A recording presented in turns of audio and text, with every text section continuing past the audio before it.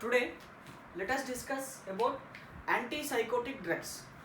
Before discussing about the antipsychotic drugs, let us discuss some important terminologies which are used in psychologies. That are important terminology used in psychology.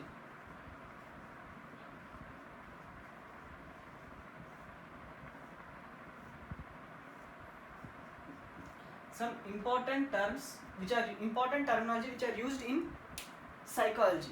So there are some unique terms which are discussed only in branch of psychology, and that important terms should be remembered by a bright student.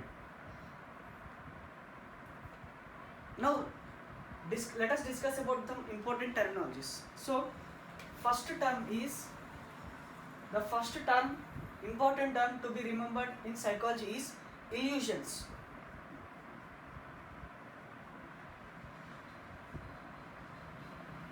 What are illusions? Illusions are nothing but these are the misperceptions.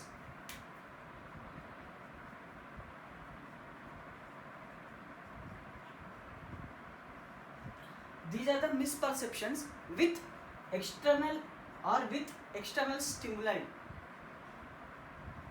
External stimuli. Now let us discuss what is illusion. Illusions is misperceptions with the external stimuli. What does this definition teach us as means? There will be the external stimuli which is produced will be in correct manner, but whatever the external stimuli carrying the signals to the central nervous system is in incorrect manner. That is, external stimuli will be in correct manner, but whatever the perception which is taking will be in incorrect manner. That is misperception with correct external stimuli. Let us consider one example.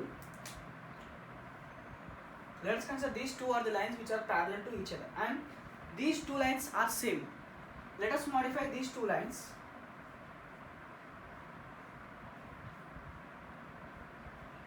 Now if we see these two lines are different.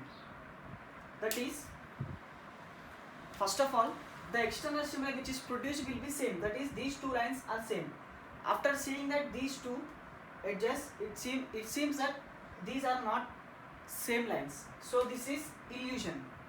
That is, misperception with external stimuli is called illusion. Now this is the first term to be remembered in psychology. That is illusions.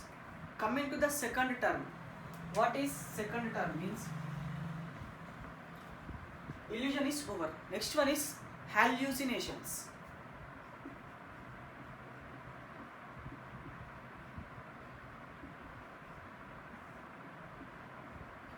Next important term to be remembered in psychology is hallucination. What is the definition of hallucination means? It is also same. It is misperception without external stimuli. Or else it is a perception without external stimuli. It is misperception, but here it is normal correct perception. That is perception without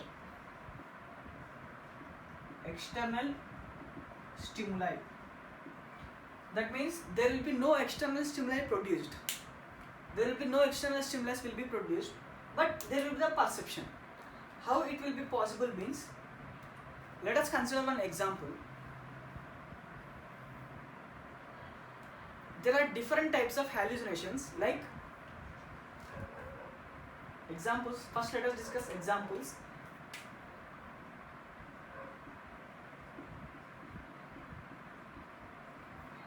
Visual hallucinations, auditory hallucinations,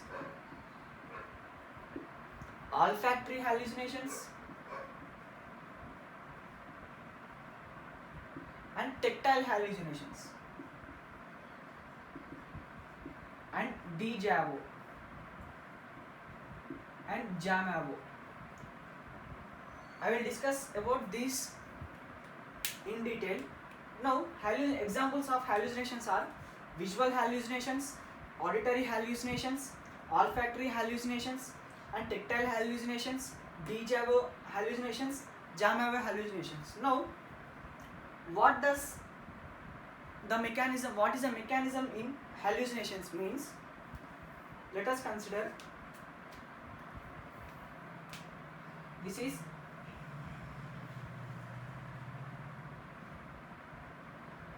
our brain.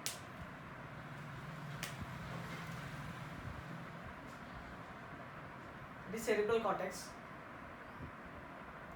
Now, at the posterior of cerebral cortex, there is a special area called, this is a special area called visual cortex. It is visual cortex, which is associated with the vision. Here, this is the eye. Here will be the eye. So the post optic nerves, it reaches the visual cortex. Now, this visual cortex internally classified into three divisions. It is primary, secondary, and tertiary. Primary visual cortex, secondary visual cortex, and tertiary visual cortex. Now, this primary visual cortex is also called area number 17, whereas this secondary visual cortex is also called area number 18, whereas tertiary visual cortex is also called area number 19.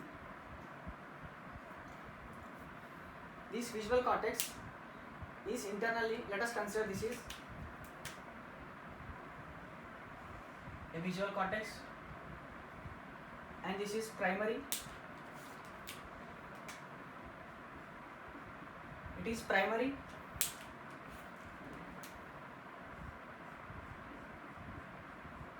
It is secondary. It is tertiary. Secondary, and this is primary. Now, this primary visual cortex is also called area number 17. That is area number 17. Now, this secondary visual cortex is also called area number 18. Area number 18. Now, tertiary visual cortex is also called area number 19. So, this is visual cortex present at the posterior cerebral cortex. Now, it is also called primary visual cortex or area number 17. It is secondary visual cortex or area number 18. It is tertiary visual cortex or it is also called area number 19. Now, let us write one sentence, that is, Rose is beautiful. Rose is beautiful. Let us write one more sentence, that is,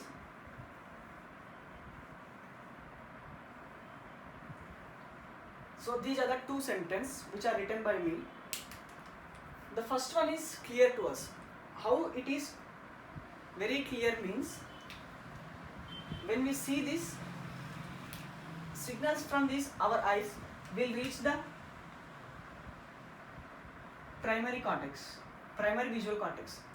From the primary visual cortex, it will send a signal to the secondary visual cortex. From the secondary visual cortex, it will send a signal to the tertiary visual cortex. Whenever it is reaching the tertiary signal cortex, it will analyze there, and there will be forming of image. Correct analyzing of the image will be taking place at the secondary visual cortex. Whenever there is stimulus produced from secondary visual cortex to the tertiary visual cortex, there will be formation of image. So, this sentence is reaching to the tertiary visual cortex. When it is reaching the tertiary visual cortex, this sentence is visible. But when coming to this sentence,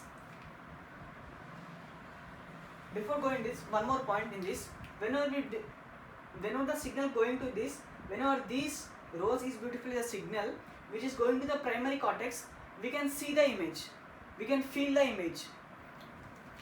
But here it is also sending the stimulus to the primary visual cortex, and it will send the signal to the second visual cortex in low manner, in low action potential, that is it cannot analyze properly, but it cannot stimulate the tertiary visual cortex. Because of not stimulating the tertiary visual cortex, they cannot be analyzed, we cannot analyze the image. So we can see the image, but there is hallucination. It is the tertiary visual cortex cannot get analyzed, it is unable to analyze the image. So because of because of failing to analyze the image, we cannot read this image. That is called hallucination, that is visual hallucination. This is visual hallucinations. Auditory hallucinations, as we know that there is auditory cortex, it is also divided into primary, secondary, tertiary. If there is any abnormality, there is called hallucination, that is auditory hallucination. Or else olfactory is nothing but in olfactory lobe, there is any abnormality in olfactory lobe, if there is without any signal also there is hallucination, that is called olfactory hallucination. What is tactile hallucination? Tactile hallucination is nothing but there will be improper or pseudo stimulation of skeletal muscles. Pseudo stimulation of skeletal muscles. So whenever pseudo skeletal muscles are stimulated, we feel that someone is touching our body. That is called tactile hallucination. What is déjà vu hallucination? Déjà vu hallucination is nothing but whenever, let us consider one person is seeing the another person for first time. Once again, in déjà vu, whenever a person is seeing the another person for first time, he think that he is familiar to him, and he think that he saw him at initial days only, and he think that he is recognizing that person, but the person is seeing first time to that person. So this is over familiarity, that is person feel that he is very familiar to that person, that is déjà vu. And jamais vu, what is jamais vu means? Jamais vu is nothing but person who is suffering from this jamais vu disease, he feels that he fails to differentiate between the reality and imagination. He fails to differentiate between the reality and imagination. This is second important terminology which is to be remembered in psychology. Now coming to the third important term,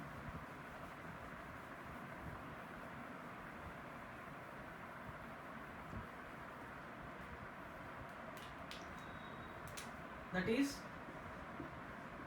delusions.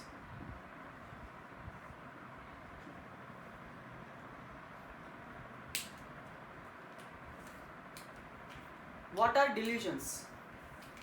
Let us discuss first definition, that is it is a firm and false belief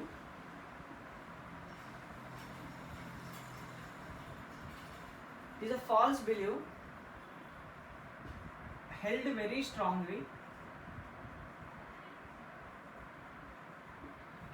strongly in spite of evidence.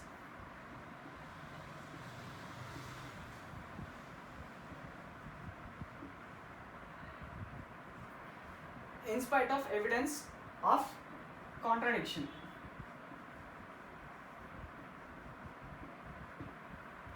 The definition is little bit difficult, but the concept is very easy. It is a firm false belief held very strongly in spite of evidence of contradiction.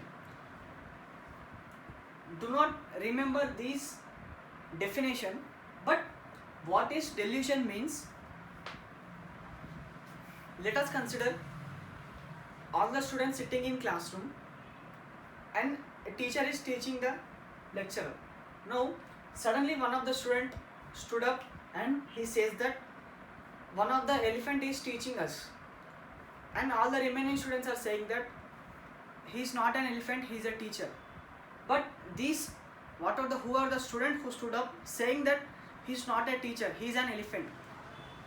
All these people are the students who are sitting behind him know that he is not an elephant, he is a teacher. But whoever the student who has stood up and saying that you are not a teacher, you are an elephant, he think that he is the correct person and his decisions are correct, but the decisions are wrong. That is the same. In spite of evidence of contradiction, he think that he is the correct, but his thoughts are wrong and cannot get molded his thoughts, and we cannot correct the thought.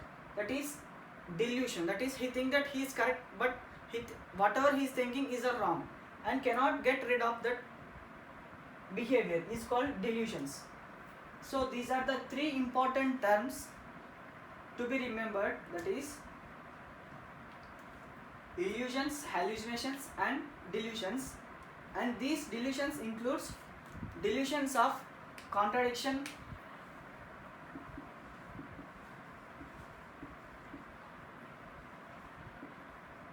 or delusions of contractility,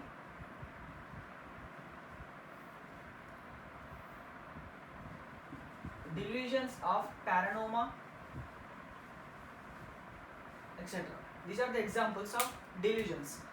So these are the three important terms to be remembered, that is illusions, hallucinations and delusions. And there is one more term, that is confusion, which all of us know that what is confusion. And there is another term, that is obsessions. Obsessions are nothing but person who is affecting with obsession knows that he is correct, but he feels that he is doing the correct thing in wrong manner and cannot get rid of that type of behavior. He is doing the correct things, but he thinks that his mind says that you are doing wrong things, and he suddenly, let us consider one example. We kept alarm at 6 a.m. but there are some people who think that whether I kept that alarm at 6 a.m. or 6 p.m. or 12 p.m. and he will be checking that alarm for more than 15 times. In that way it is called obsessions. And one more term is OCDs, obstructive compulsive disorders. So these are some important terminologies to be remembered before discussing about the psychotropic drugs in psychology, that is illusions, hallucinations and delusions.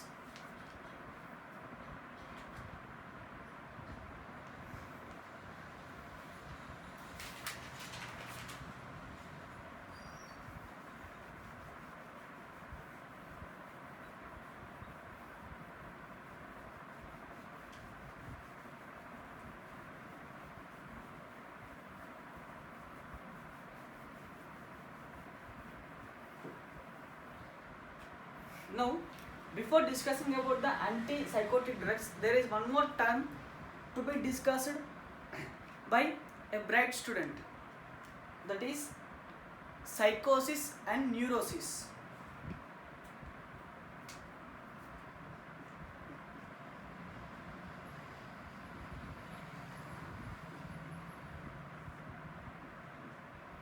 Psychosis. What is psychosis? Is nothing but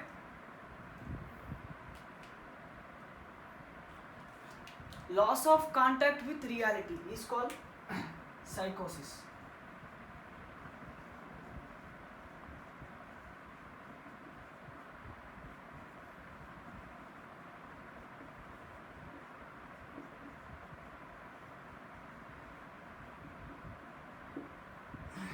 This is psychosis. What is neurosis?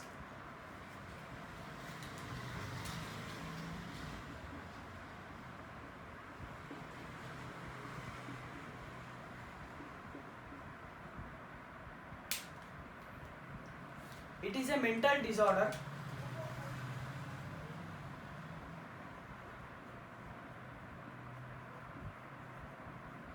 in which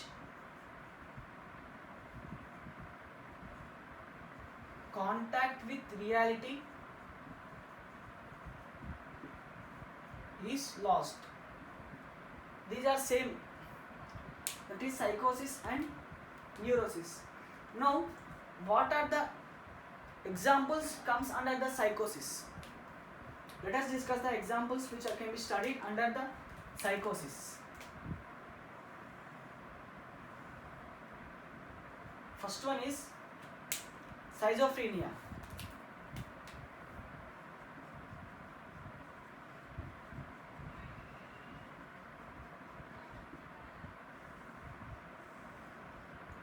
Schizophrenia is a disorder which can be studied under the psychosis. Now, this schizophrenia includes catatonia. What is catatonia means?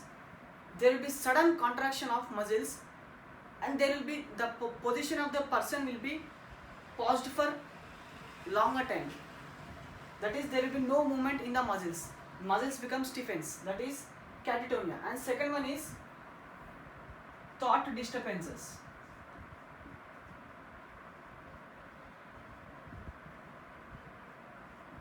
First one is catatonia, second one is thought disturbances, and third one is hallucinations.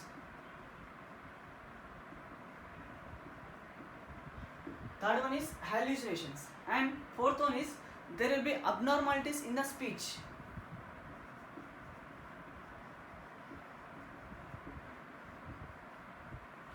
That is abnormal speech. And last one is there will be mood disturbances.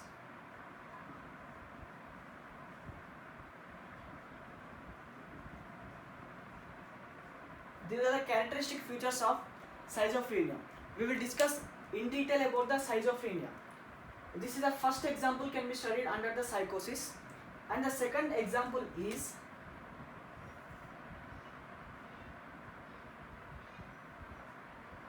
schizophrenia, and the second example is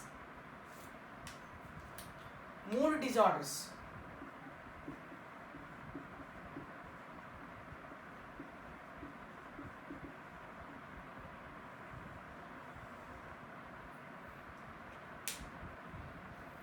These are the mood disorders because of by using the depressants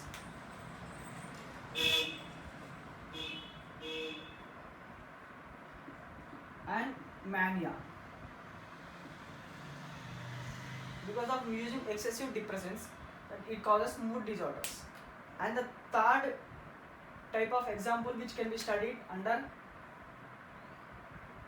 psychosis is toxic psychosis.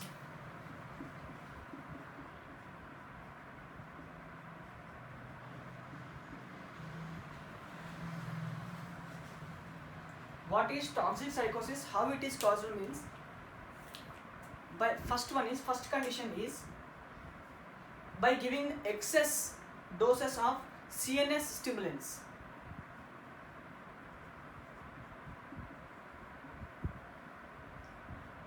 This is the first condition which results in toxicity in psychosis. And second condition is excessive usage of levodopa.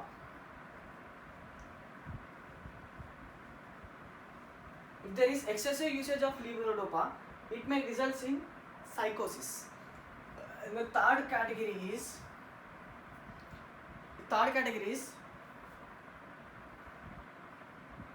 excessive use of amphetamines. If there is excessive usage of amphetamines, it results in psychosis. Now,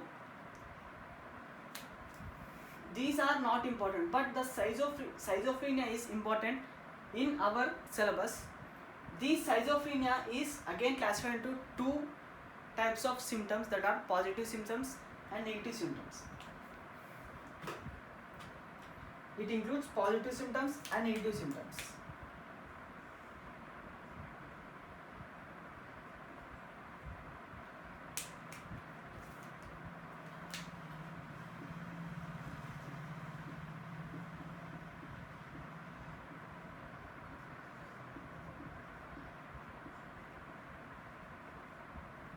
Positive symptoms and negative symptoms. Now, what are comes under the positive symptoms means delusions.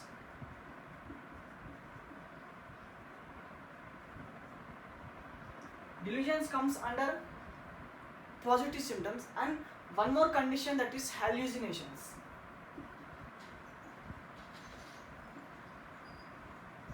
Hallucinations comes under the positive symptoms. What comes under the negative symptoms are, first one is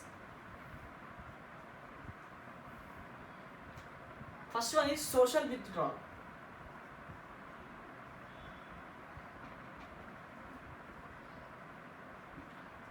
Second one is loss of motivational behavior. Motivation behavior will be lost.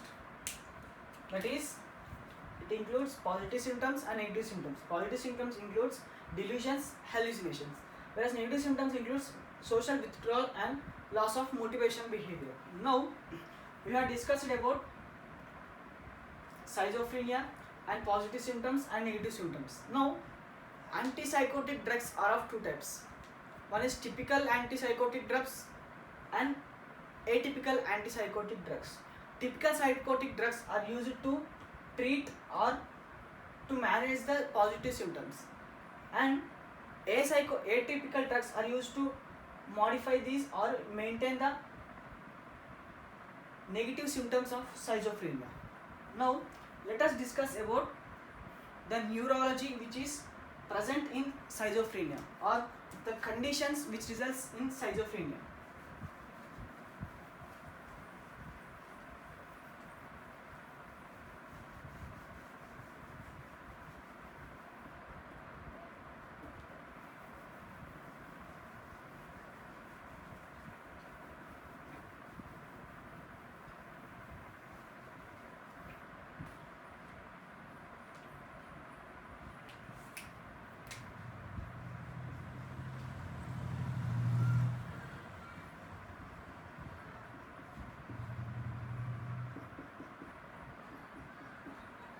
Schizophrenia. It is a disorder of mind because of splitting of mind. Now, let us discuss the neurology which is involved in schizophrenia.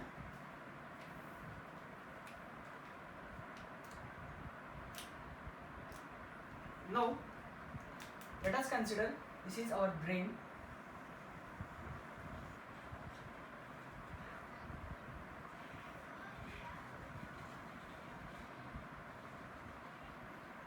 Let us consider this is our brain.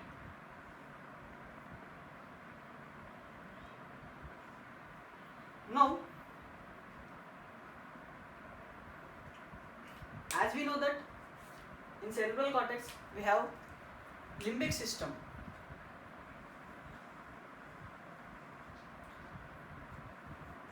This is not an exact structure of exact anatomical structure of limbic system, but let us consider this is a limbic system. Now, there is a special neurons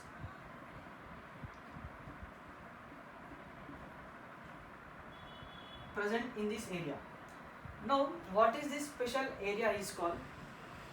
What is this special area is called means,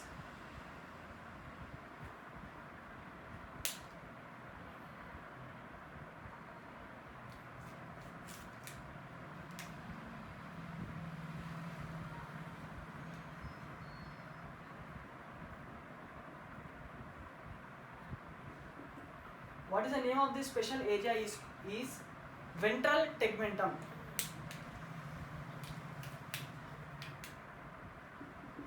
Is ventral tegmentum. Now, there are special neurons coming from this into the limbic system.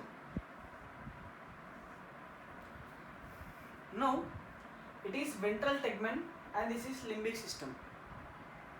This ventral tegment is present in the mesencephalon. It is present in the rhombencephalon.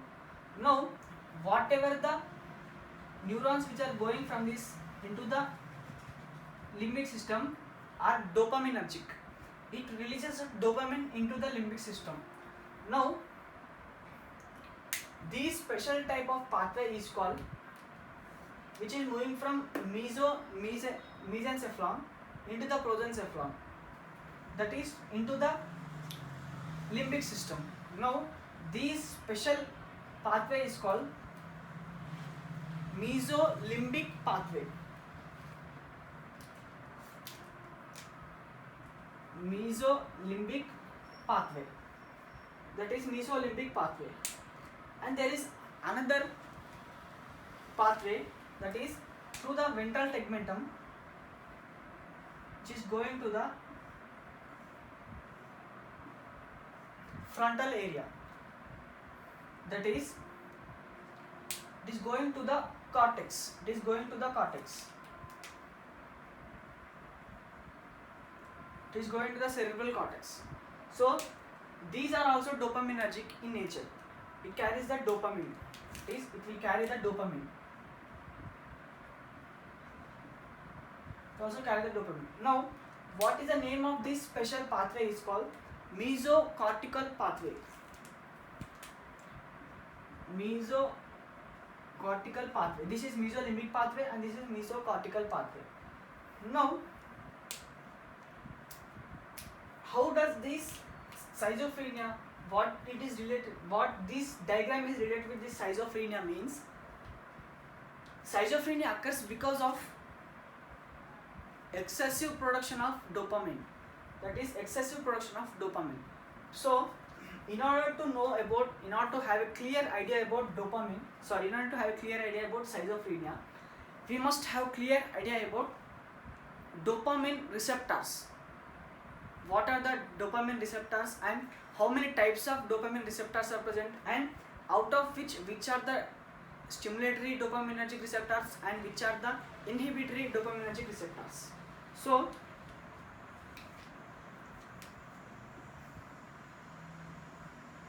dopaminergic receptors.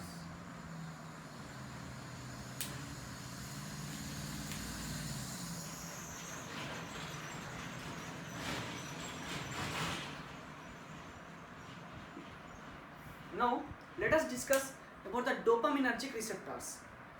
Dopaminergic receptors are of 5 types.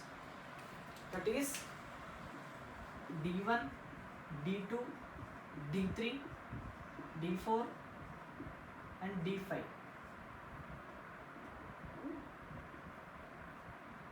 D1, D2, D3, D4, D5. There are 5 different types of dopaminergic receptors are present in our central nervous system. D1, D2, D3, D4, D5. Now, out of these 5, which type of dopaminergic receptors are stimulatory and which type of dopaminergic receptors are inhibitory? Now, out of these 5,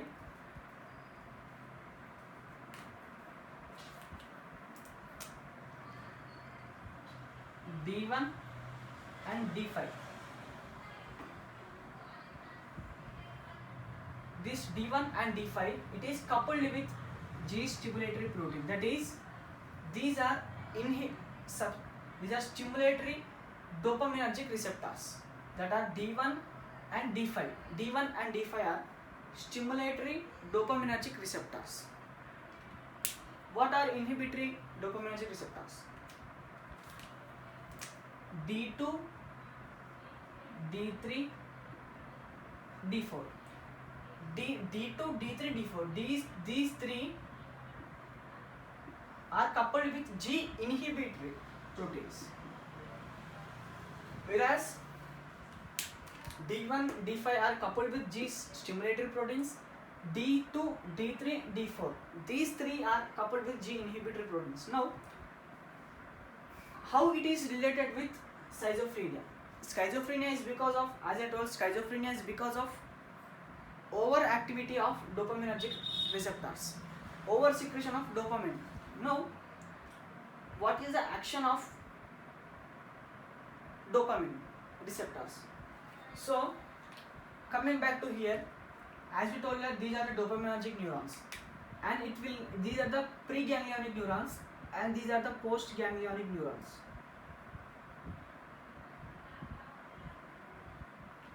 On which there is a receptor for dopamine.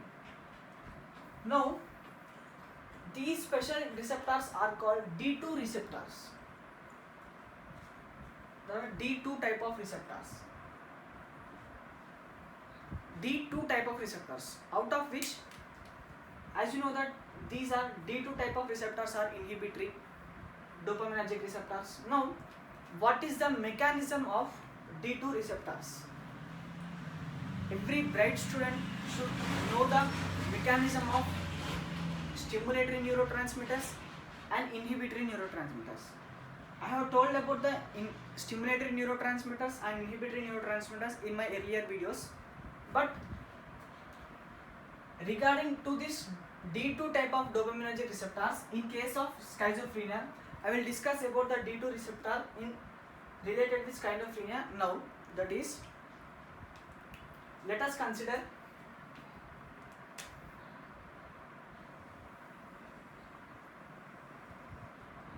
these are the neurons.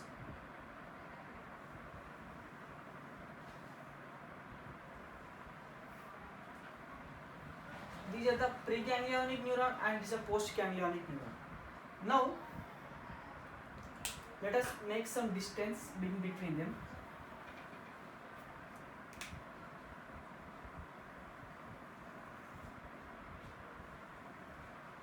This is preganglionic neuron and it is a postganglionic neuron.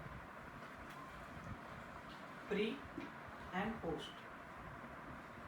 So, in membrane bound vesicles, dopamine is synthesized.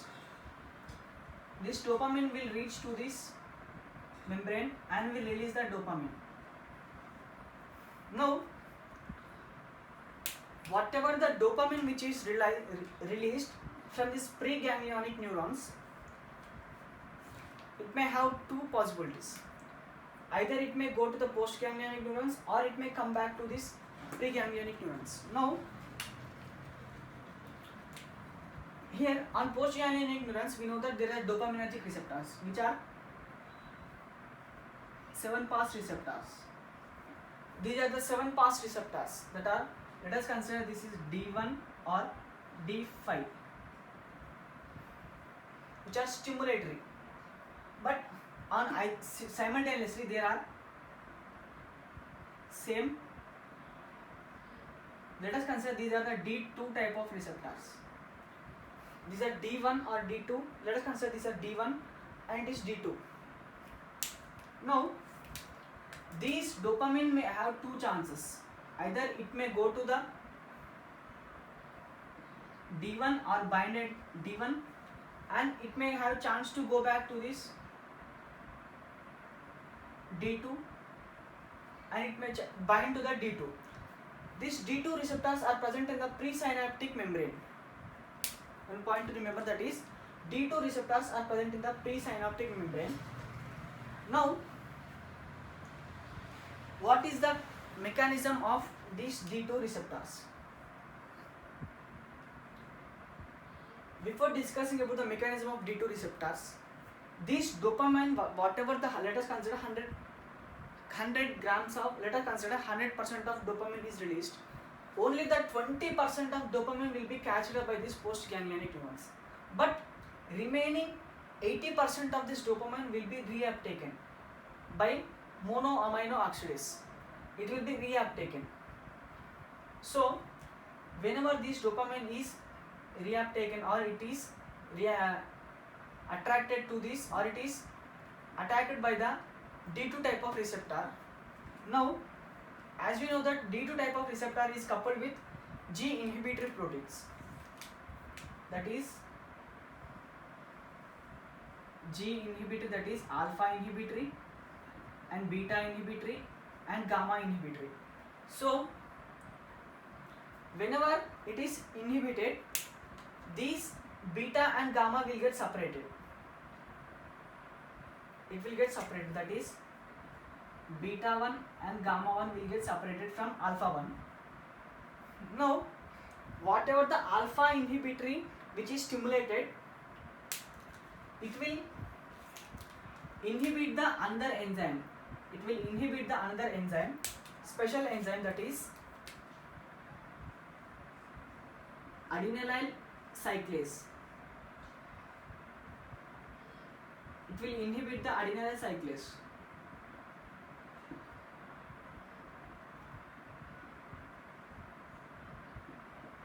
It will get inhibited, that is adenylyl cyclase. Adenylyl cyclase will get inhibited. So, whenever the adenylyl cyclase is get inhibited, cyclic AMP cannot produced. So there will be no cyclic AMP. No cyclic AMP. There will be no cyclic AMP. If there is no cyclic AMP, there will be no protein kinase A. Activation of protein kinase A. Protein kinase A. There will be no protein kinase A. So if there is no protein kinase A activated, there will be no production of next dopamine. So this is one negative feedback. So here we discussed that beta and gamma are differentiated. After beta and gamma are differentiated, what is the function of beta and gamma means? There are special channels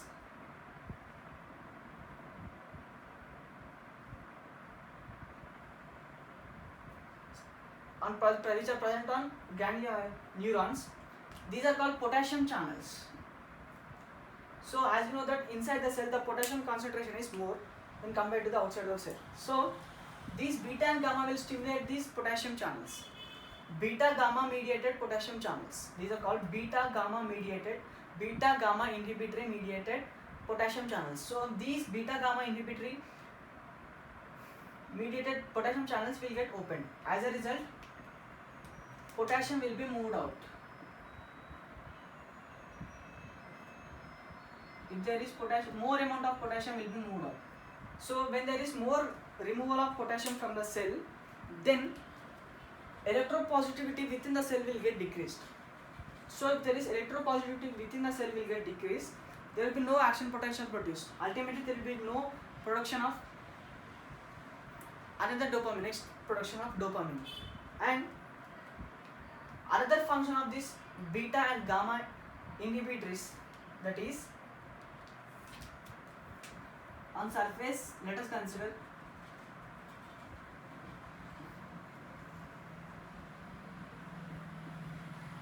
these are calcium channels. So these are calcium channels. Now these beta and gamma inhibitory proteins will bind with these calcium channels. So it will inhibit these.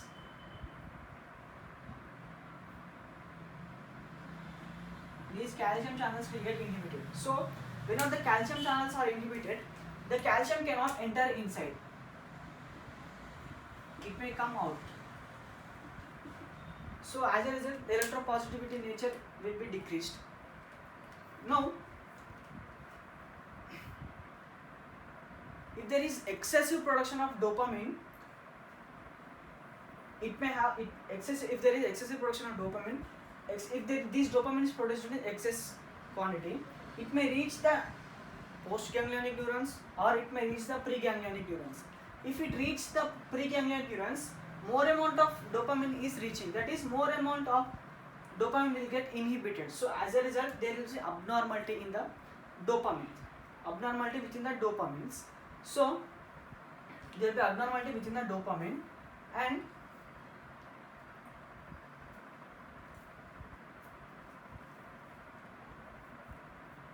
this condition results into the schizophrenia. That is abnormality in mind. That is that it will be mood disturbances. Now, that is the main cause for this schizophrenia is abnormal release of, that is excessive release of dopamine results in schizophrenia. And inside the cerebral hemisphere, there is another set of neurons called, which is releasing from this midbrain, that is, let us consider this is substantia nigra, and which is moving to the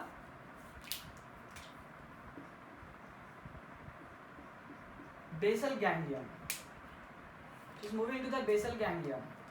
So these neurons are also dopaminergic. These are also dopaminergic. So these special pathway which is starting from the substantia nigra to the basal ganglia is called nigrostriatal pathway. Nigrostriatal pathway. So we have discussed about mesocortical pathway, mesolimbic pathway, mesocortical pathway, and neostriatal pathway. Now, coming to the neostriatal pathway, which is also dopaminergic, which results in schizophrenia because of excessive production of dopamine. There must be balance between the two substances.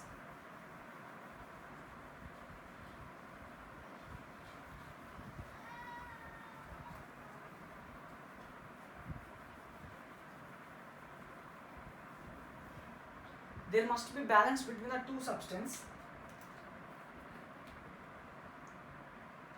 Before discussing about the balance, there is an evidence which proves that person is affected by schizophrenia. What is that hypothesis? Is called dopamine hypothesis. That is dopamine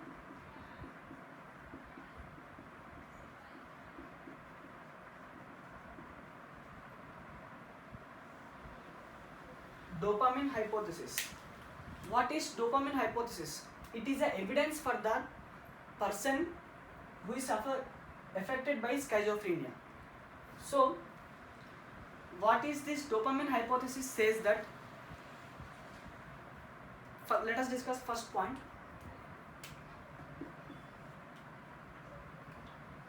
The first point in dopamine hypothesis is whatever the drugs which are anti-psychotic drugs which are giving, it must inhibit the D2 receptors. So, in schizophrenia we have told that there is abnormalities in the release of dopamine.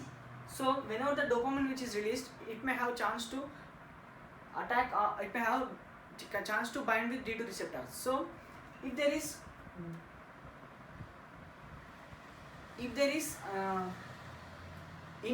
any drug which is given, if it blocks the D2 receptors, then whatever the dopamine which is produced, let us consider neurotransmitter, and this is D2 receptor and dopamine which is released, and if it is going back here, if any drug which is giving is binding here and inhibiting this D2 receptor, this dopamine cannot enter or cannot bind with this D2 receptor. Either it may go to the post-sympathetic neurons or post-ganglion neurons, or it may reuptake, but it cannot bind to this D2 receptors. So, first evidence in this dopamine hypothesis is whatever the anti-psychotic drugs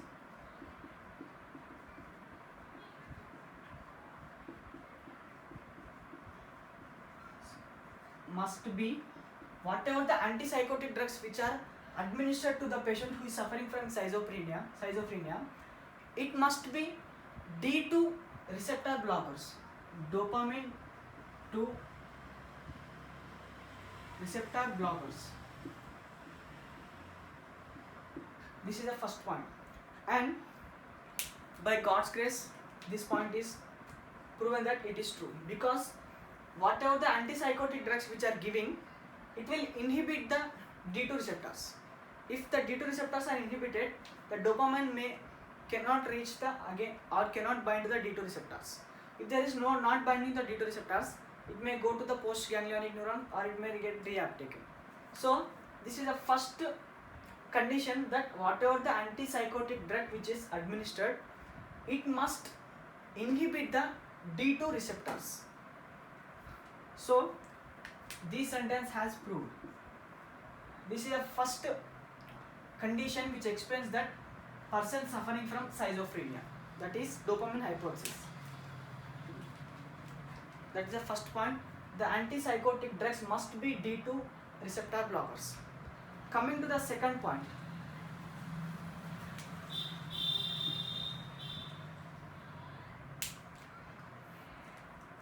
there are certain drugs like cocaines or levodopas.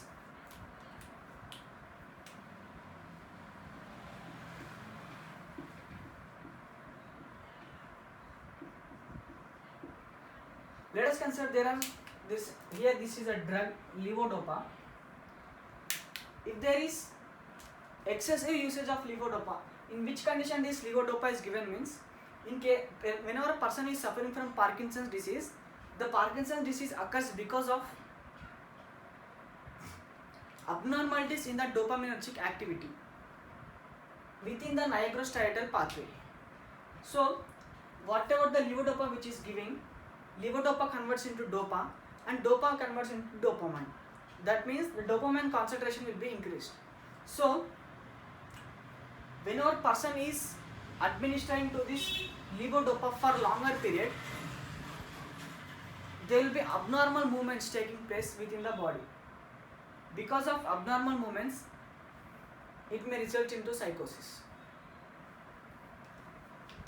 Excessive usage of cocaine and levodopa may cause psychosis. So, by God's grace, this is proven as true. Whenever practically it is proven that whenever a person is administering for longer period to this levodopa, he may undergo to the psychosis process.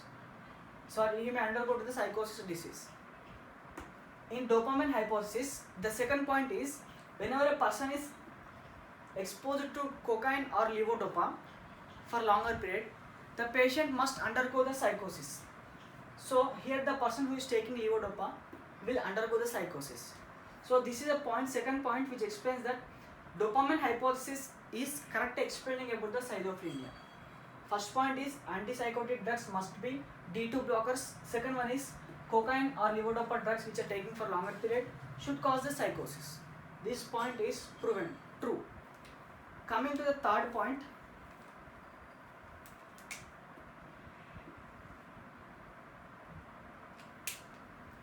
what is the third point? Now, let us consider a person who is suffering from schizophrenia. Person was dead.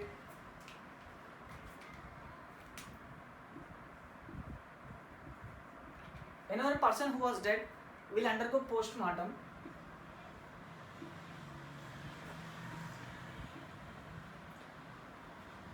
Death and post-mortem of a person who is affected by schizophrenia will have more dopamine activity, more dopamine concentration.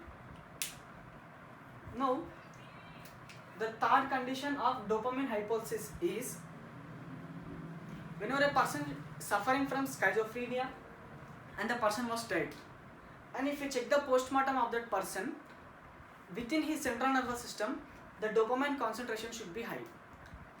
By God's grace, this statement is also proven as true. Whenever person died with schizophrenia, and if we check the post-mortem report of this schizophrenic patient, in his central nervous system, the dopamine concentration is more. This explains that person is suffering from schizophrenia. These are the third condition which explains about schizophrenia. And there is a fourth condition. What is the fourth condition? As we know that a bright student should remember that the metabolic product of dopamine is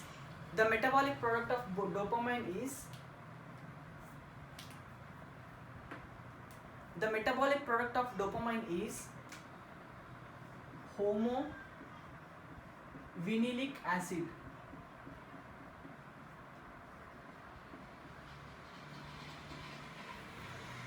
Homovinilic acid. So, the breakdown product of dopamine is homovinilic acid. So, person who is suffering from schizophrenia, now in his central nervous system, the homovinilic acid concentration should be low. Why? Because there is no metabolism of, or there is no catabolism of dopamine. There is no breakdown of dopamine. As a result, the breakdown product of dopamine is homovinilic acid. So, person with schizophrenia in which the dopamine is not broken down, as a result, homovinilic acid concentration is low. That is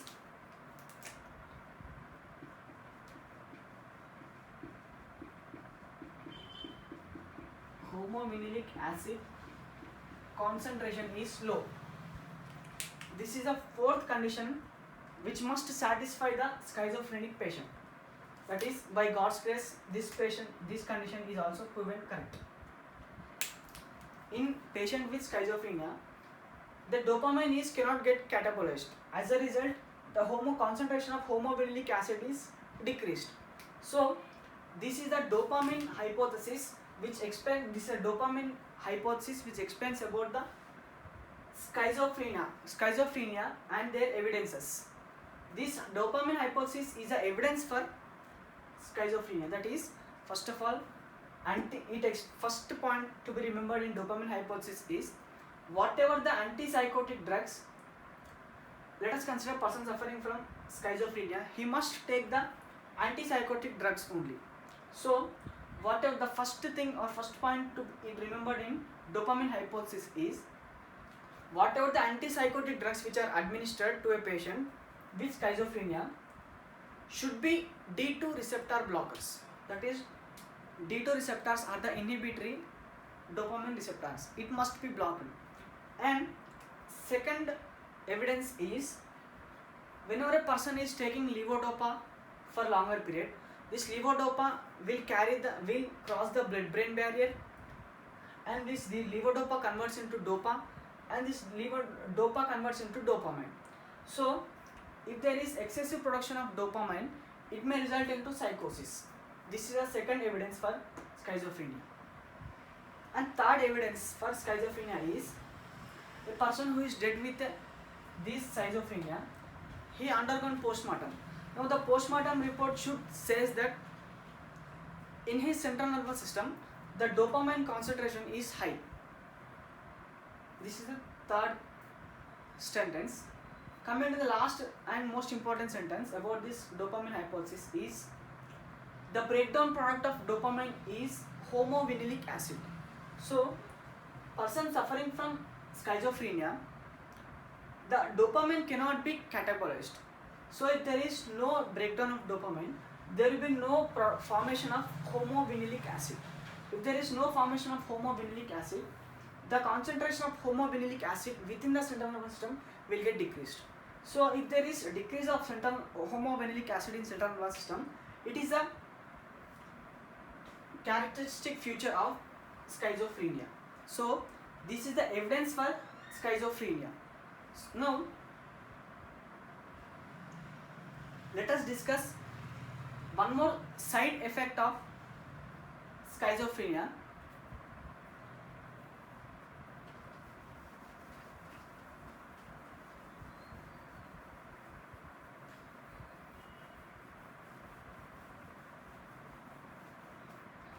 As we know that there is a pathway, that is nigrostriatal pathway.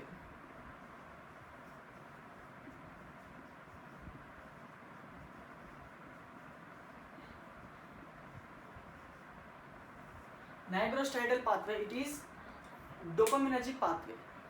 Now, in nigrostriatal pathway, there must be balance between the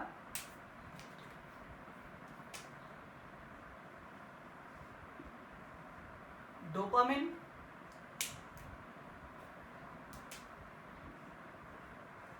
and cholinergic system. There must be balance between the dopamine and cholinergic system, that is acetylcholine. Now, if there is any abnormalities within the, or if any condition, this dopamine concentration is more, if the dopamine concentration is increased, or this acetylcholine concentration is decreased, then it results in special condition that is called extrapyramidal side effects.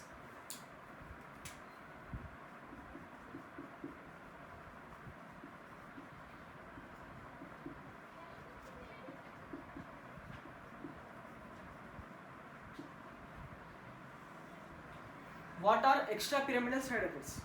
Extrapyramidal side effects are the side effects which are caused because of imbalance in the concentration of dopamine and acetylcholine within the basal ganglion is called extrapyramidal side effects. As we know that there are two types of pathways, that are extrapyramidal pathway and pyramidal pathway. What is pyramidal and extrapyramidal pathway? So in central nervous system, whatever the neurons or whatever the neurons or impulse which are coming from central nervous system, that is through the cortex,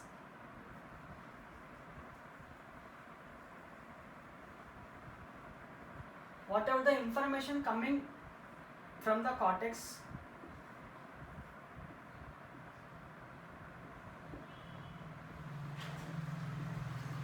it will reach the spinal cord. It will reach the spinal cord, that is cortico-spinal pathway.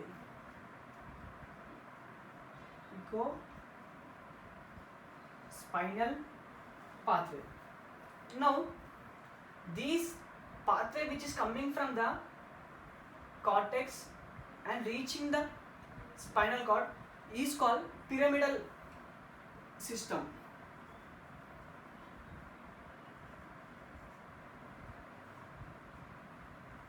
That is pyramidal system. There is another pathway which is coming from the basal ganglion.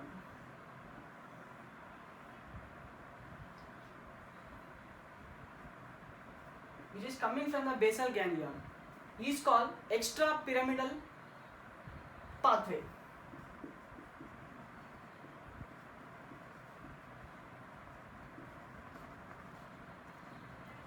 Extrapyramidal system. This is pyramidal system and this is extrapyramidal system. The difference between the pyramidal is the neurons coming from the cerebral cortex to the spinal cord is called pyramidal system, whereas extrapyramidal system is nothing but the neurons coming from the basal ganglion is called extrapyramidal system. So extrapyramidal side effects are caused because of abnormalities in the basal ganglion. Now, what are the side effects of, what are the extrapyramidal side effects means? First one is a person who is taken antipsychotic drugs within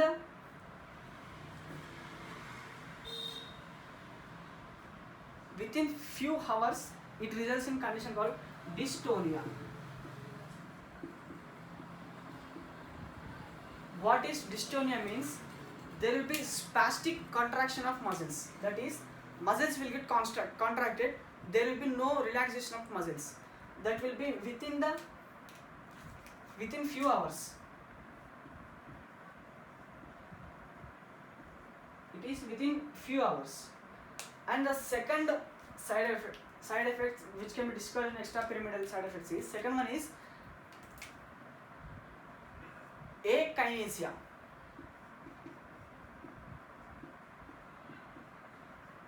When does this akinesia occurs means, after taking the antipsychotic drugs for after few days. After few days, that is there will be no movement, there will be no contraction and no relaxation, there is no movement of skeletal muscles. That is one of the side effects, that is akinesia. And third one is akathisia.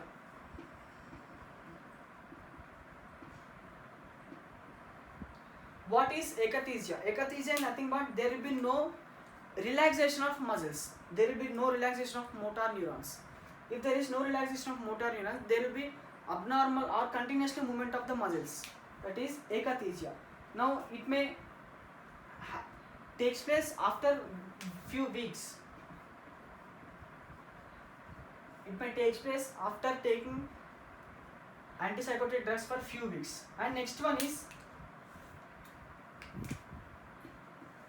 tardive dyskinesia.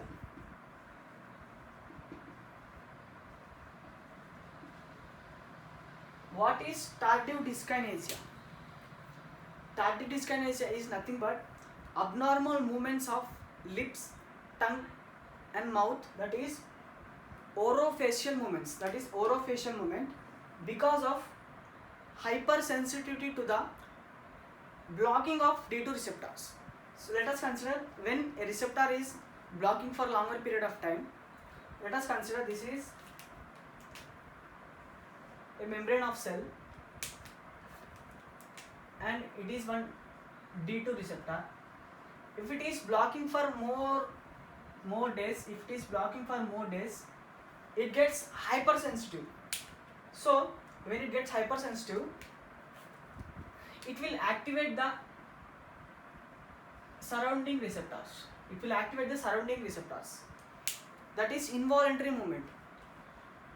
It will activate the surrounding receptors. So it is hypersensitive to the D2 receptor, blocking of D2 receptors. That is tardive dyskinesia. That is abnormal movements within the mouth and tongue and lips. Especially this can be seen in old age people. Now, one important point to remember in these extrapyramidal side effects are these dystonia, akinesia and akathisia. These three are because of decrease in concentration of dopamine. These three are because of decrease in concentration of dopamine. Whereas this tardive dyskinesia is because of increase in concentration. So, person who is suffering from dystonia, akinesia, akathisia, in order to overcome these problems, dopamine concentration should be increased. Whereas in tardive dyskinesia, in order to overcome this tardive dyskinesia, the dopamine concentration should be decreased. So these are some side effects of extrapyramidal side effects which can be discussed. And one more important side effect which is leading to the death of a person, that is fifth one is neuroleptic syndrome.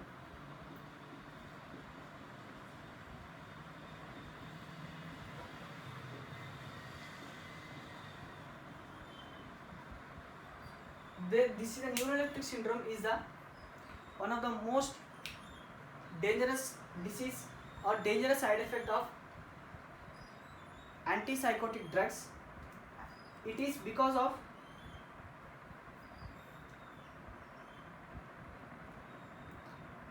it is also because of hyperreactivity of D2 receptors. This tardive dyskinesia is not because of hypersensitivity reactions, whereas this neuroleptic syndrome is because of hyperreactivity of blocking of D2 receptors. The characteristic features are, it includes fever and myoglobinuria. It includes myoglobinuria and strong muscle contraction and fluctuations in autonomic nervous system. That is fluctuations in the autonomic nervous system. So this is about schizophrenia, and the antipsychotic drugs which are used in schizophrenia will result in these type of side effects. These are the side effects which can be seen only in schizophrenic patients. So we have discussed about mesolimbic pathway, mesocortical pathway, nigrostriatal pathway, and there is one more important type of dopaminergic pathway.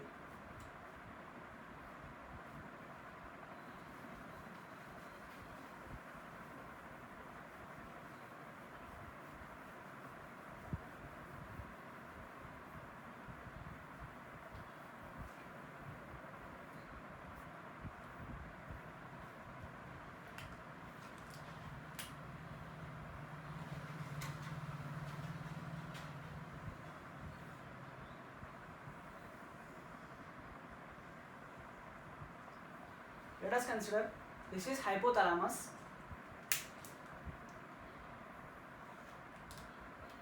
and here this is arcuate nucleus,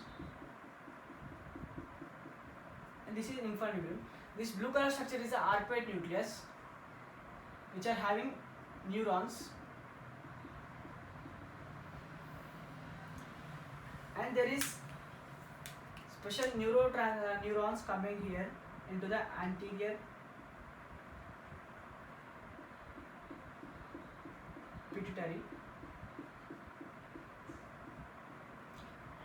Now, in anterior pituitary, the prolactin is the hormone which is secreted by anterior pituitary. So, there are special cells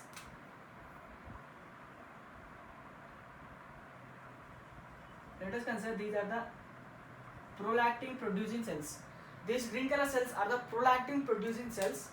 So, on surface of prolactin cells producing cells, there are receptors for dopamine.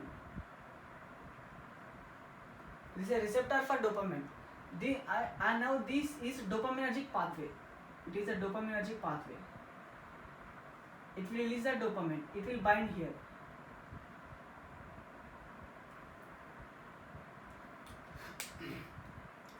So, in normal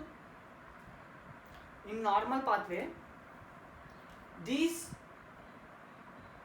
dopamine receptor which are present on surface of prolactin producing cells, it is kept inhibited.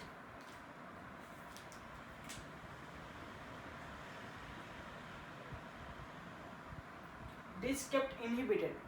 But in case of person using excessive dosage or using more time using these antipsychotic drugs for longer period, this special pathway which is starting from, this is called tuberosinium. This pathway is called tuberoinfundibular pathway. Tuberoinfundibular dopaminergic pathway. Now, it will get activated. So,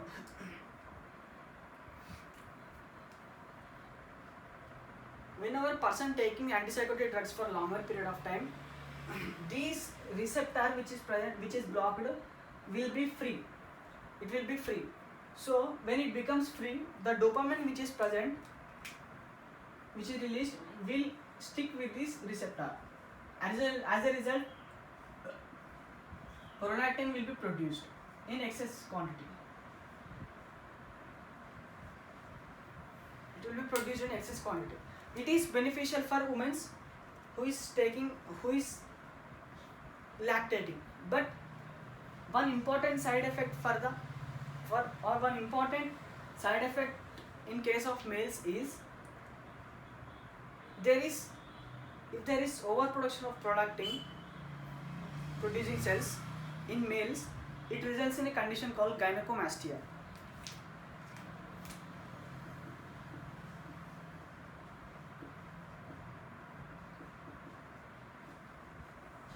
It results in a condition called gynecomastia. But the important side effect in females is if there is excessive production of prolactin, if there is excessive production of prolactin, LH and FSH hormones will get kept inhibited. So, if there is, let us consider in menstrual cycle, day 1 to day 28, at the LH, this is at the 14th day, that is LH surge. LH surge, because of overproduction of luteinizing hormone, this is LH surge, there will be ovulation. Because of ovulation, it results in next menstrual cycle. But in case of overproduction of prolactin, this luteinizing hormone cannot be elevated. This luteinizing hormone cannot get elevated. So, If there is no elevation of luteinizing hormone, there is a special condition in females, that is amenorrhea.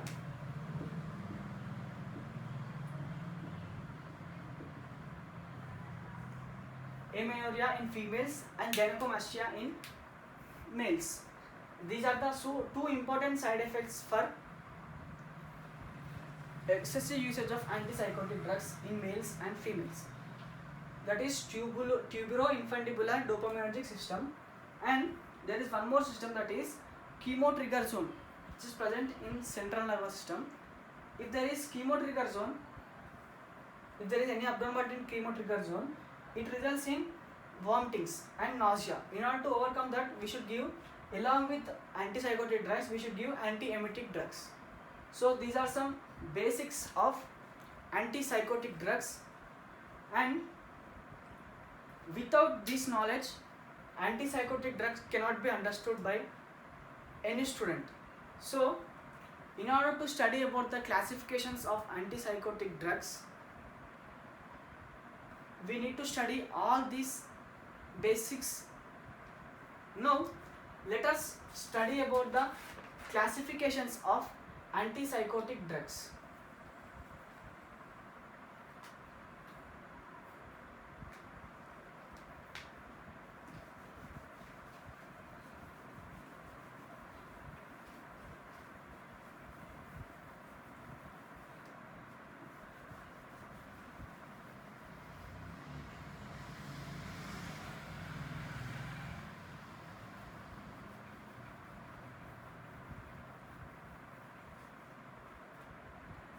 Let us discuss about classifications of antipsychotic drugs.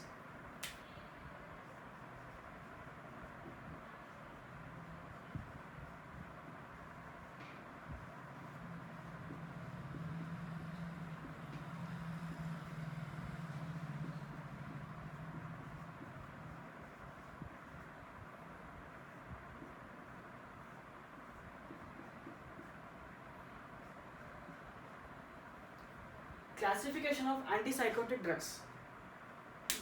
We have discussed about antipsychotic drug, the basics of antipsychotic drugs, like we have discussed about the terminology like illusions, hallucinations, delusions, confusions, obsessions, compulsions, and obsessive compulsive disorders like OCDs, and we have discussed about what is psychosis and how it is related with the neurosis, and what are the conditions that can be seen in psychosis like schizophrenia and mood disorders and toxic psychosis.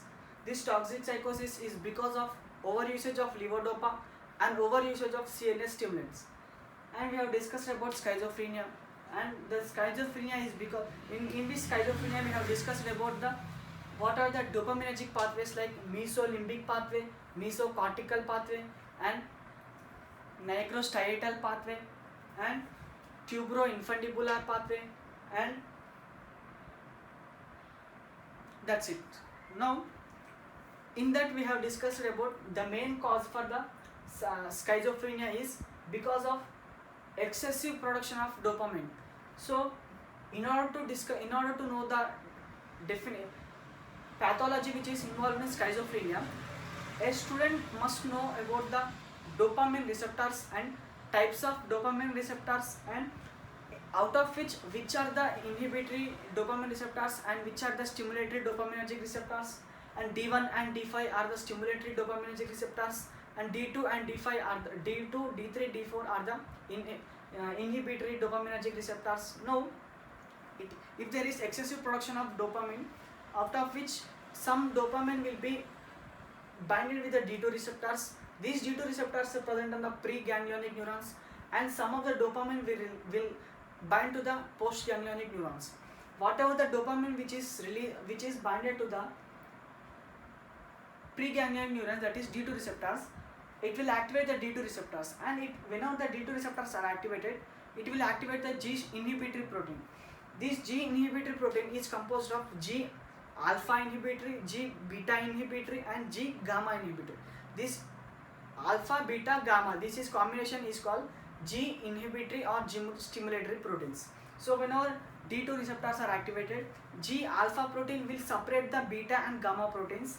Now this whatever the alpha inhibitor protein which is activated will inhibit the adenylyl cyclase. This adenylyl cyclase which is inhibited cannot convert the ATP into the cyclic AMP. If there is no cyclic AMP which is formed, because of absence of cyclic AMP, protein kinase A enzyme cannot be activated. Because of absence of cyclic AMP, there is no further production of further metabolism of dopamine. So the dopamine concentration will be fluctuated.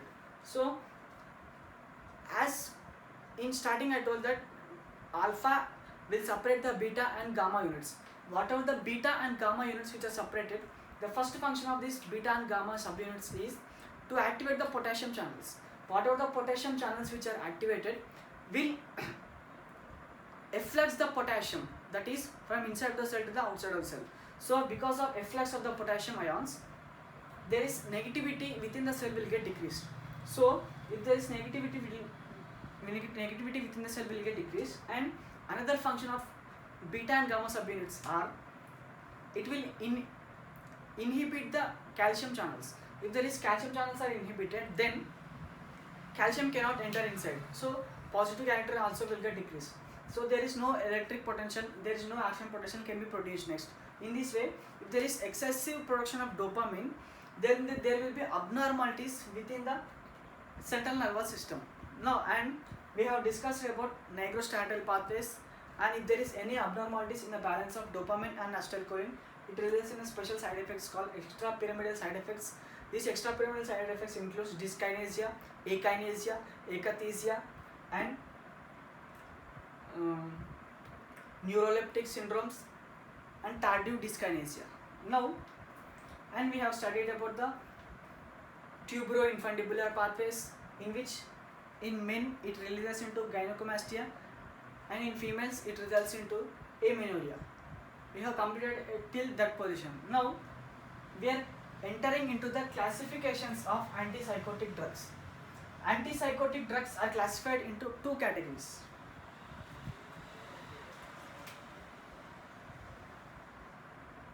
That is, first category is typical antipsychotic drugs.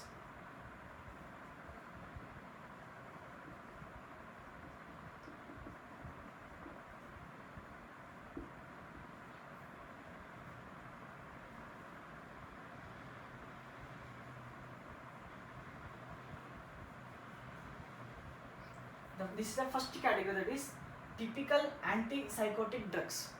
And second category is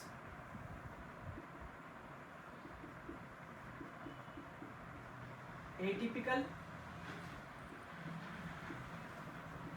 antipsychotic drugs.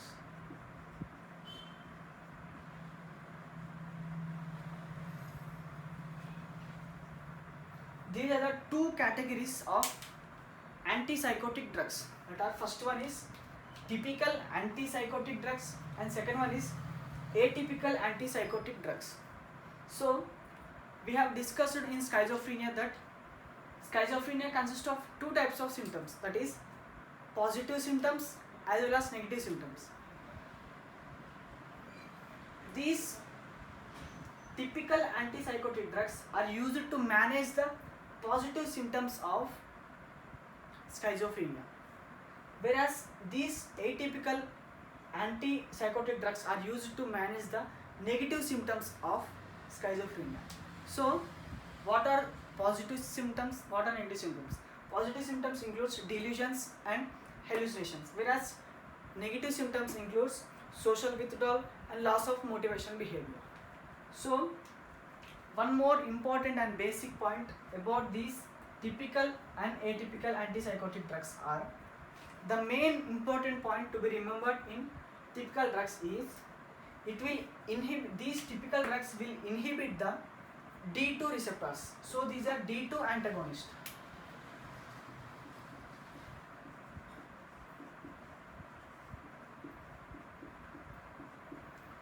These are D2 antagonists. D2 antagonist, that is D2 receptor antagonist, whereas atypical antipsychotic drugs are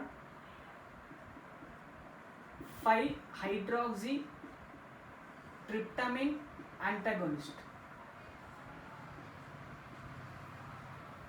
That is, typical drugs inhibit the D2 receptors, that is D2 types of dopaminergic receptors, whereas atypical drugs includes 5-hydroxytryptamine receptors.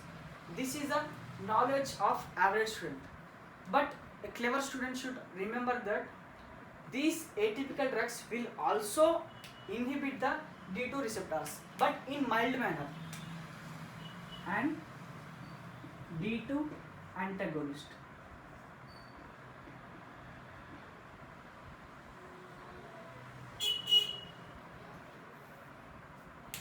That is, typical antipsychotic drugs will inhibit the D2 receptors, whereas atypical antipsychotic drugs will inhibit 5-hydroxytryptamines and D2 receptors.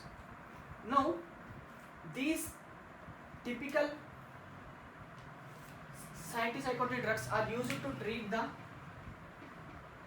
positive symptoms. Positive symptoms of schizophrenia, whereas these atypical antipsychotic drugs are used to treat the negative symptoms.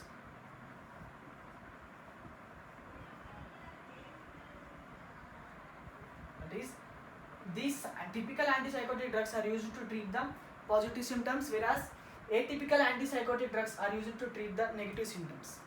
Now, one more important point to remember in typical and atypical is, these typical antipsychotic drugs will result in extrapyramidal side effects. Extrapyramidal side effects, that is, it includes dystonia, akinesia, akathisia,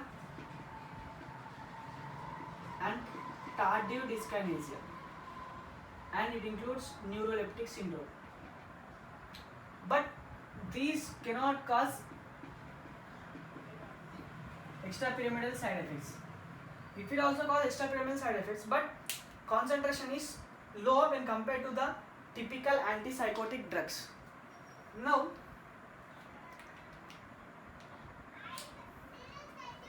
let us discuss about typical antipsychotic drugs in detail.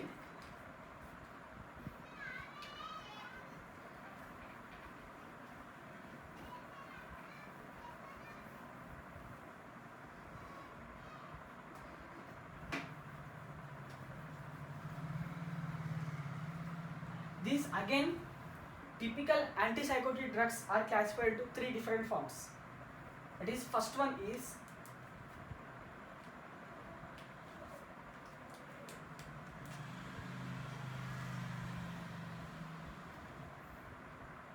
the first category is thioxanthines.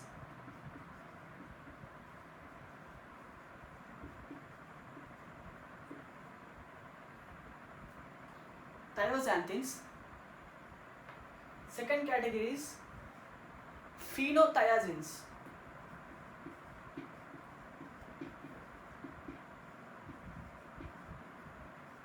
And third category is butyrophenol.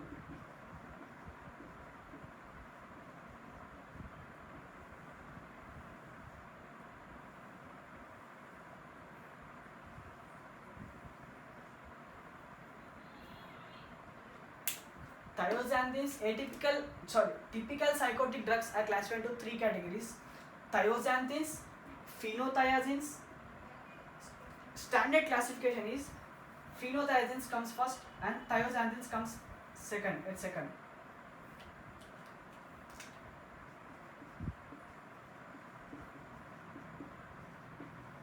Phenothiazines,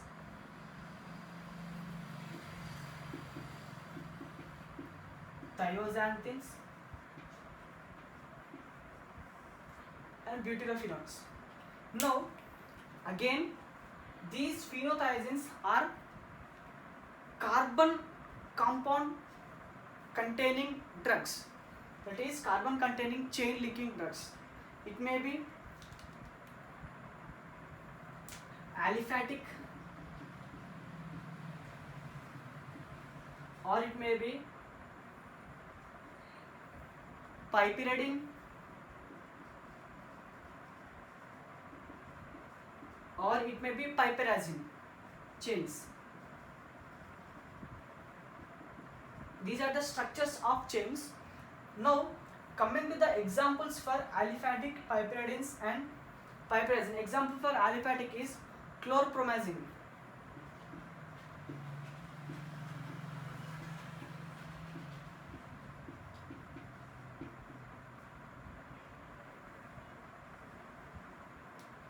Example for aliphatic phenothiazines are chlorpromazine.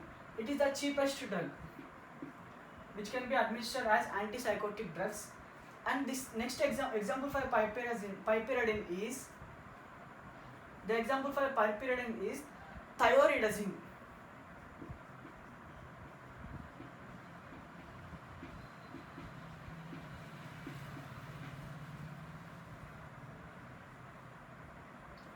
Thioridazine.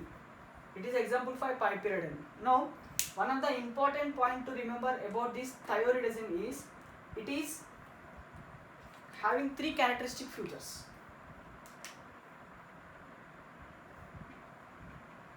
It is anticholinergic and it is antiarrhythmic.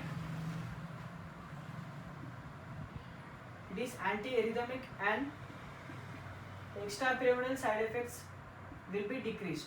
So these are three important characteristic features of thioridazine. It is anticholinergic, antiarrhythmic and it will decrease the extrapyramidal side effects. And example piperazine is fluphenazine.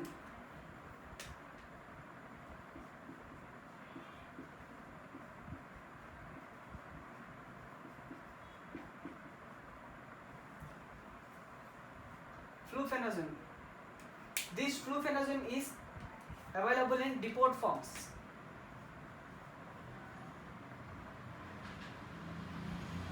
Depot form is nothing but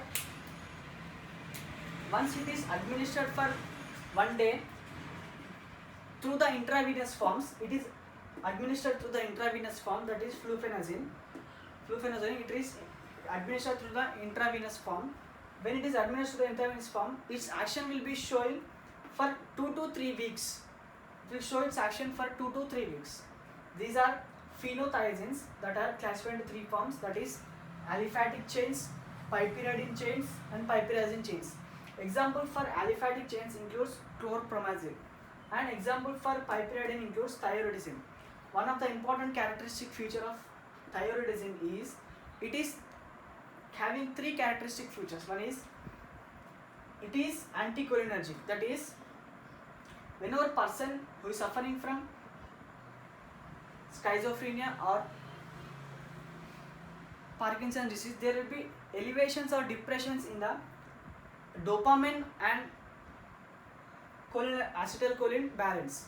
So it is anticholinergic drugs and it is also given in case of antiarrhythmias. And whenever person taking this thioridazine, the extrapyramidal side effects will be decreased. And last one, that is piperazine. Example is fluphenazine. And this fluphenazine is available in depot form. Depot form is nothing but whenever it is given in intravenous form. Whenever it is given in intravenous form, it will show its action for 2 to 3 weeks. This is about phenothiazines. And next category is thioxanthines. And the drug which is classified under thioxanthines are thiohexine tablet,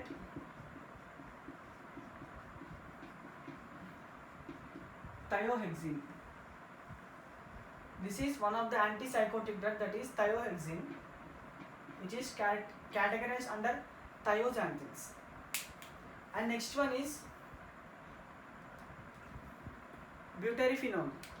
butyrofenones, and the tablet which is includes under this butyrofenones are tablet. Butyrofenones includes haloperidol,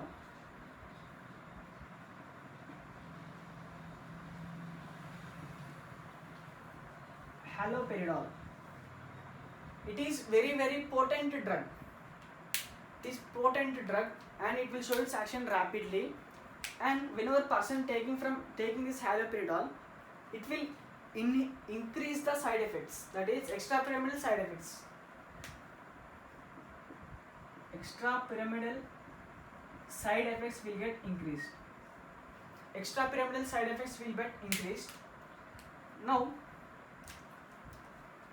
this is one side effect of haloperidol, that is extrapyramidal side effects will get increased.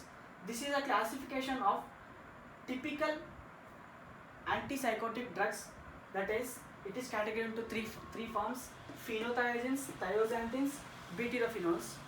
Now these phenothiazines again classified into aliphatic chains, piperidine chains, piperazine chains. Example for aliphatic chains is chlorpromazine. Example for piperidine is thioridazines. These thioridazines is anticholinergic drugs, antiarrhythmics, and it decreases the extrapyramidal side effects. An example for piperidine is fluphenazine.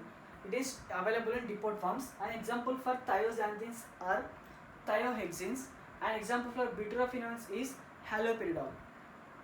One of the side effects of haloperidol is it will increases the extrapyramidal side effects. So this is the classification of typical antipsychotic drugs. Now coming to the atypical antipsychotic drugs.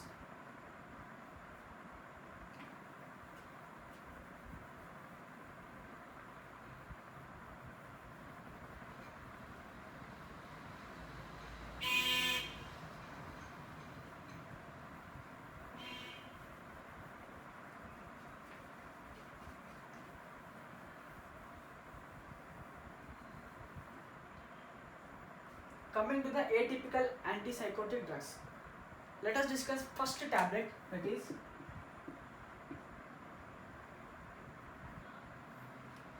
the first tablet to be discussed under the atypical antipsychotic drugs are clozapine.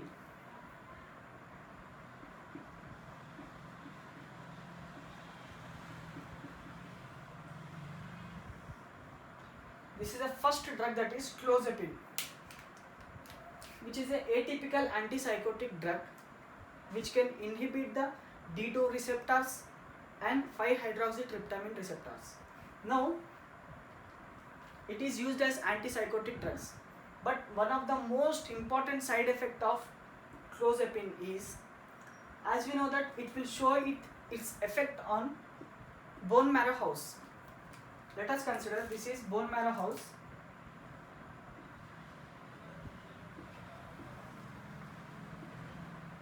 In bone marrow house, these are the stem cells which convert into lymphoid cells and myeloid cells. Lymphoid cells, myeloid cells. Lymphoid cells, B lymphocytes, T lymphocytes, natural killer cells. Whereas myeloid cells will produce RBC, WBC, platelets. This is granulocytes. Now, whatever the clozapine which is given, it will inhibit the synthesis of granulopoiesis. That is, it will inhibit the synthesis of granulocytes. Will inhibit the synthesis of granulocytes.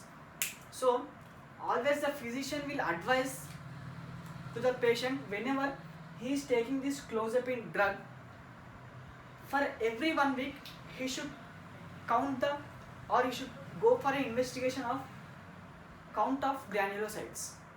So person who is taking this clozapine for a longer period, they may have decrease in number of granulocytes.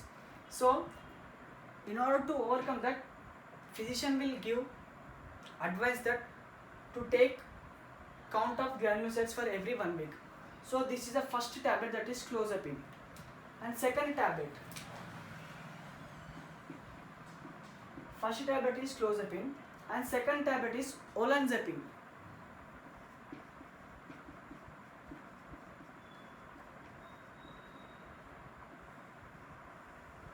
First tablet is clozapine and second tablet is olanzapine. These olanzapine is, it will be acting as antipsychotic and it is acting as anti-anxiety drug.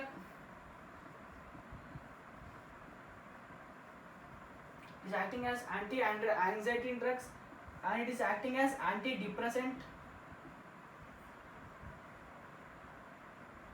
It is acting as antidepressant and it will be acting as OCDs. Can be given in case of OCDs. So these are the two drugs which comes under clozapines and olanzapines. And one more tablet,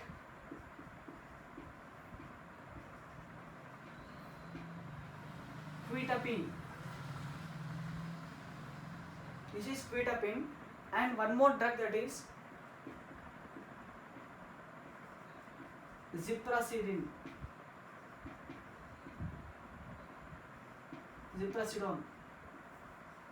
And another tablet,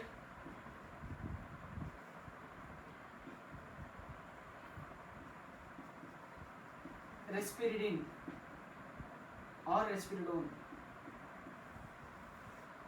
Quetiapine, ziprasidone and risperidone. One important point to remember about this ziprasidone is, when a person is taking the ziprasidone, there will be abnormalities in the ECGs. It will increases the QT length.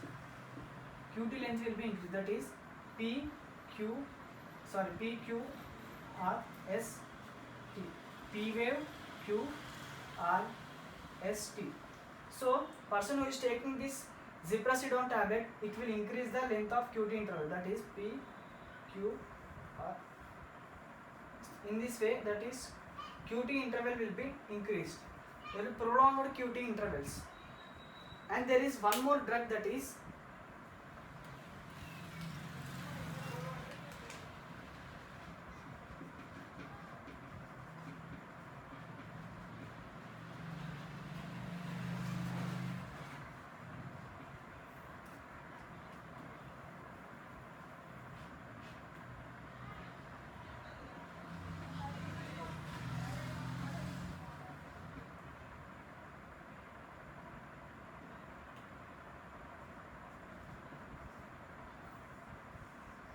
there is one more drug, that is aripiprazole. What is aripiprazole means? It is a example for atypical antipsychotic drugs. It is acting as partial agonist and partial antagonist. Partial agonist, whereas also partial antagonist. That is partial agonist and also acting as partial antagonist. So this is a classification of antipsychotic drugs that are typical antipsychotics as well as atypical antipsychotics. Atypical psychotic drugs includes clozapines, olanzapines and quetiapines, ziprasidone and risperidone and ariprazole. So if we discuss about the uses of antipsychotic drugs,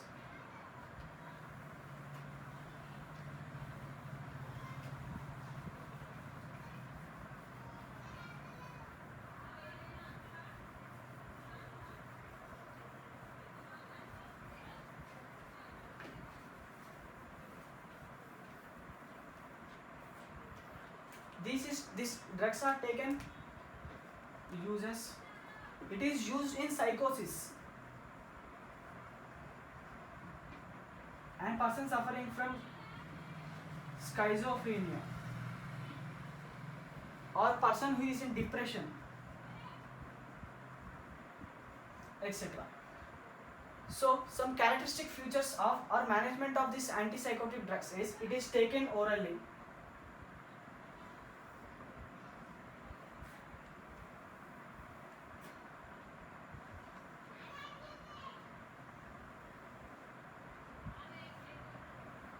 It it is taken by orally.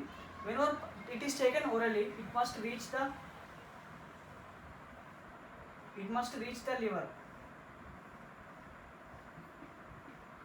When it reaches the liver, there are hepatocytes.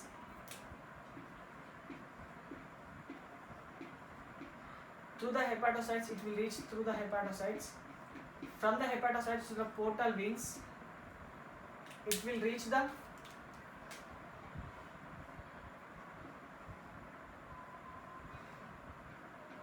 right side of the heart. From right side of the heart, it will reach the lungs. From the lungs, it will come back to the left side of the heart. From left side of the heart, again it will goes to the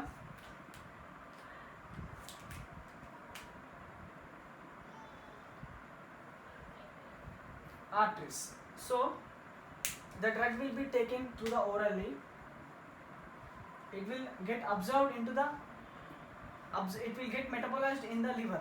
So whatever the amount of the drug which is metabolized in the liver before reaching the systemic circulation is called first pass metabolism.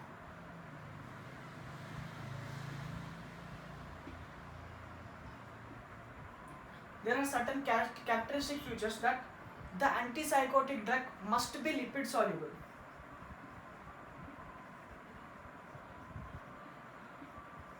It must be lipid soluble, because if it is lipid soluble,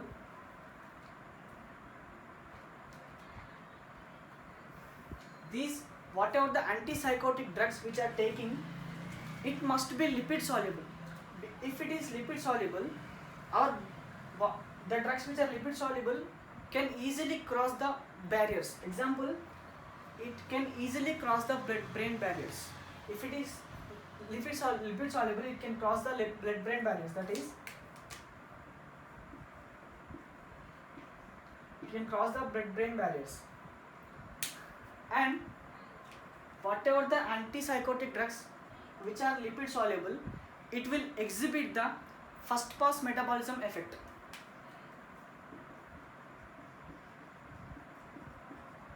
First pass metabolism effect. What is first pass metabolism effect?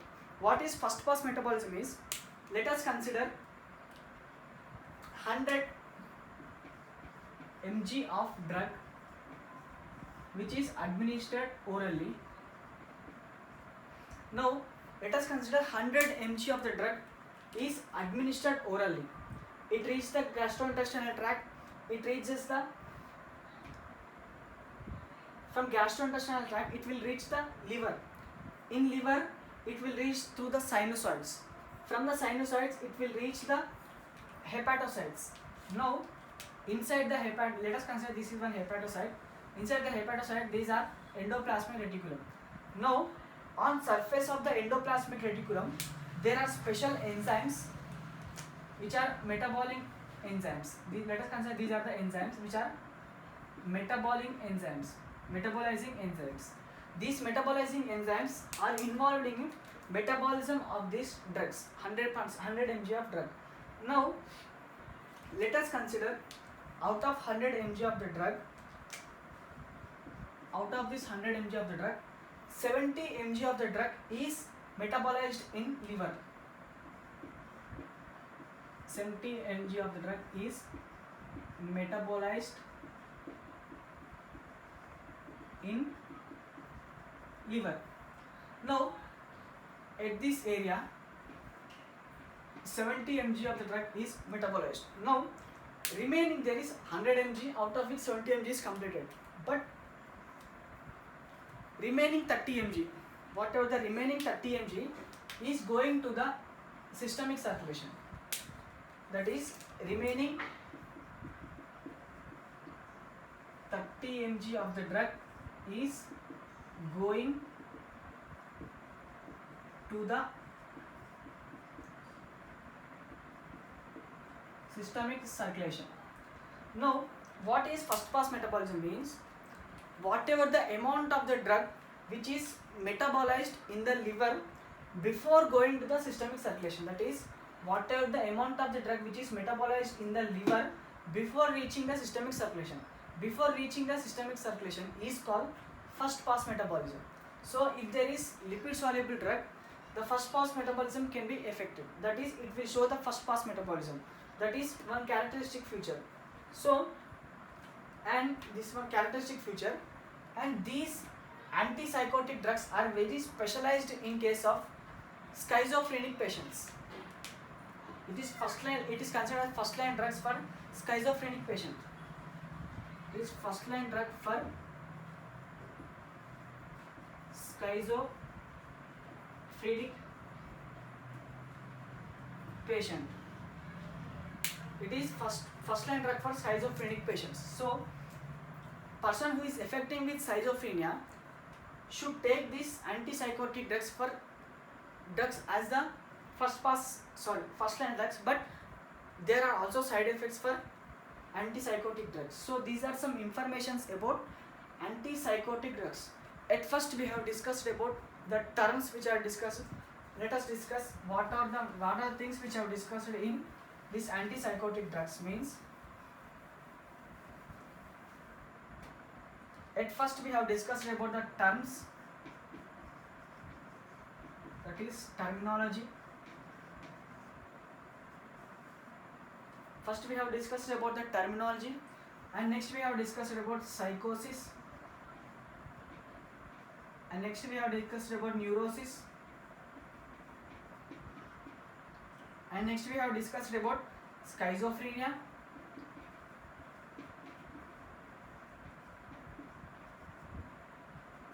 and next in schizophrenia we have discussed about dopaminergic pathways,